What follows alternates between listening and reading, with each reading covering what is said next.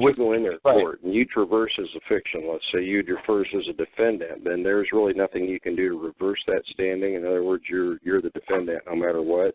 Right. You got, to me, the easiest way to do it is that you would have to try to put in that there was an error for you answering into the case to begin with, that you made a mistake for answering as the defendant because you did not have the capacity, or you were not the defendant. You just been made aware. Holy cow, I'm not the defendant. Holy cow, I'm sorry, I wasted this court's time, energy, and effort. Okay. That's what I said to the other guy when I wrote that apology letter, that he was apologizing like to the IRS and U.S. Marshals Service. He said, what? They threw me in prison? No, dude, you threw you in prison. Right. No, I didn't. Yes, you did. They've been dealing with you for like a year and a half, 2 years?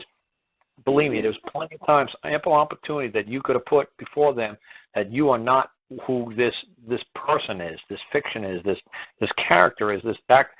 You had plenty of ample opportunity to clarify it to them, but you never did. Is that an error, or is that is that actually an error, or is it what was the other word we were using? I'm trying to remember exactly how I worded it from, but I said then I'm trying to remember how I worded it exactly. Is it an error or a wrong, or does it matter? No, wrong is when wrong is when you knew the right thing to do, but you intentionally went out to do what you knew was not right. Right. So where an error is an honest mistake. Yeah, it's just right. He was right. I'm trying to remember exactly what I wrote it for him, but I'm trying to remember. Let me see if I could go find it real quick. Okay. I just had to put had made a chicken. I had to put it up so the cats don't get it. So let me see what up. But yeah, like I said, I remember what I said to him is that he's just became like he's aware, that let me see if I can find it. I think it was called letter number 1. I think it was letter number 1. Oh man, like I said, he was not happy when I read that letter. Yeah, he was not happy. The prosecutor, the judge, or who?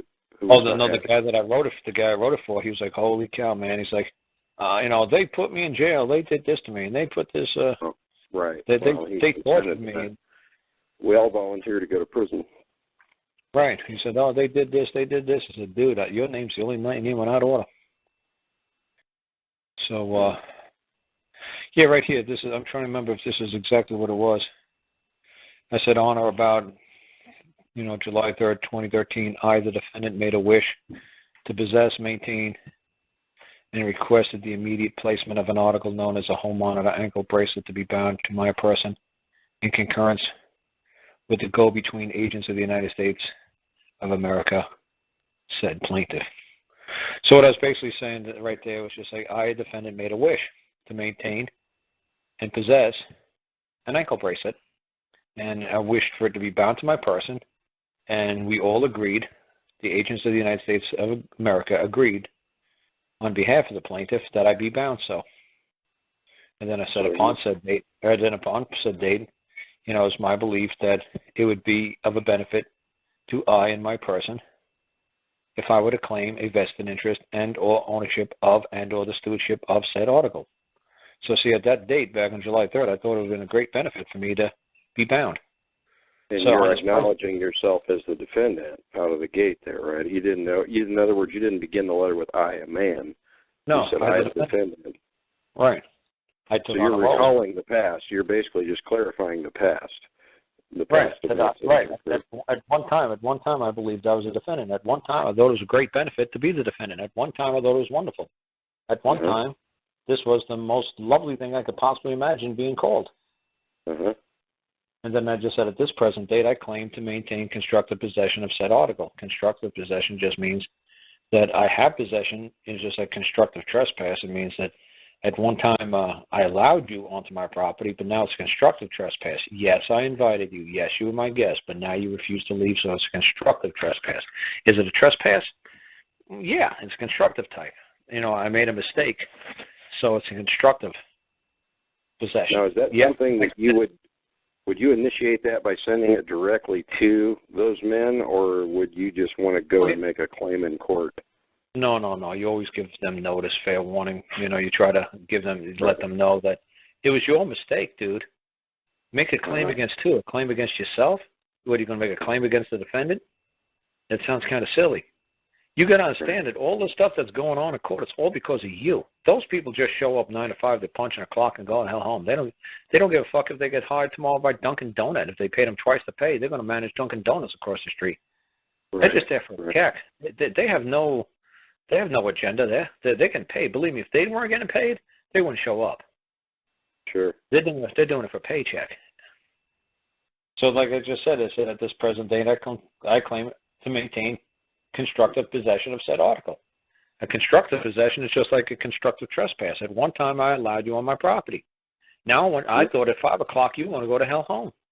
Not only did you not go home at 5 o'clock, you're still here. It's a week later. And that's basically what I said there. Not at one time that I believed that it was a constructive possession. At one time, I believed it was in my best interest to possess this thing. Not only do I believe it was stupid of me to possess this thing, now, this thing is like I said, a constructive trespass. Now I wish this thing to be gone, but it won't leave.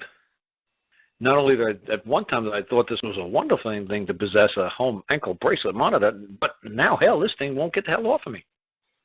Mm-hmm. So that's what I was just saying. Now I claim to maintain a constructive possession of said article, and I, at this date, August 16th, in hindsight, believe I erred. There you go. That's the word I used. Erred. E-R-R-E-D. And I believe I erred back on July 3rd, 2013, for I believe I was in a state of disequilibrium, incapacitation to have made such a wish, for the go-between is to bind my person with said article. So today, August 19th, I wish for the immediate removal of said article from property and I. So there you go. So see, he made a wish for an immediate removal of said article from property and I. So not only does he want it removed from him as a man, but he wants it removed from his person in a 2-dimension. He wants it removed from his property, everything that he claims that he only has exclusive right to enjoy property, and I. When it's I, it's the man. So that's what he went. Then from this date after, whomever he or she saith said article is to remain about thy person, will be the causal agent of trespass to property and will be held liable for monetary compensation for damages. So I said from this day forward, August 19th, whoever comes and says that article is to remain on my person, on my property, will be the cause of trespass to I and my property and will be held liable for compensation. There you go. So that's how simple I made it. I mean, it's a lot nicer worded than that. And the punctuation, everything is fucking scary as shit. But believe me, man, when the attorney got that down there, man, they were pissed. But then, like, he really effed up by making a second letter that he decided to do on his own. On the second letter he decided to do on his own. He says, well, I want their names, I want their numbers, I want their badge numbers, I want their employee IDs, I want their addresses. I was like, holy shit. Dude, the first letter said that you bear full liability for the defendant and all the acts that you did on behalf of the defendant. Now you're saying somebody else did all this. Which one is it, dude? Your first letter is completely backwards than your second letter. I said, why in the world did you put that out there? I said, I know why, because you're a vengeful person. You want to seek revenge on these people, and you want to sue them because you believe they've done you wrong, when the whole time it's you that's done wrong. He said, well, I know it's Susie and Bobby that did this to me, and little Timmy did this to me. He said, dude, what happened to this Susie, Timmy, and Bobby been reassigned since July? What happened if they're now working at Dunkin' Donuts because they got paid $1 million a year to manage Dunkin' Donuts? Bobby, Susie, and Billy did not do this to you, dude. Your name is the only one on that GPS unit order. I don't see anybody else's name on that order but yours. I said, read the damn order. It's the same thing with you with that task. Read the task agreement. I don't see anybody else's name on task other than yours saying that you'll appear. And you're the one who did not appear. And you're the man who said that I was going to be held liable for all the acts of the defendant. That's why you held in contempt. Because the defendant is a little incompetent 3-year-old. So somebody, Daddy, is going to have to be held liable for the actions of the 3-year-old throwing a lock through the window. Daddy's the one going to jail for a little 3-year-old throwing locks through the windows. Not the 3-year-old. You ain't going to hold a 3-year-old off to jail. That's ridiculous. You're not going to hold the defendant off to jail you're going to haul a man off to jail.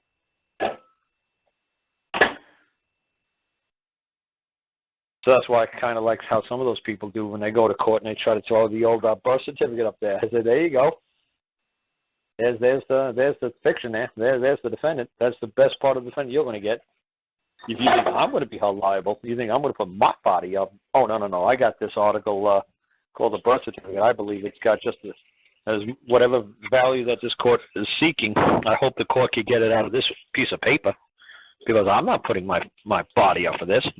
It's like setting a bondsman. A bondsman's like saying, I'm not going to go to, I'm not putting up my body for to bond this guy to jail, but what I will do, I'll put up a piece of paper.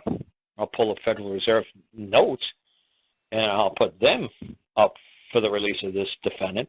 But is the bondsman actually going to put his body up? He's like, oh, no. But I'll put up notes. I'll put up IOUs. I'll put up security. I'll put up, security instruments. But is the bondsman, you go to Chico's bail bond, is Chico going to put up his body if the defendant, if the defendant doesn't show up? No, he's going to put up some sort of security instruments. So I think it's kind of funny when people go to court and they say, hey, well, this is a security instrument. This is a birth certificate. I hope you get some value out of this thing. I hope it's worth something to you. Is that going to cover the bond or to get this guy out, for the defendant to be released or the charges to be dismissed and dropped? It's pretty funny.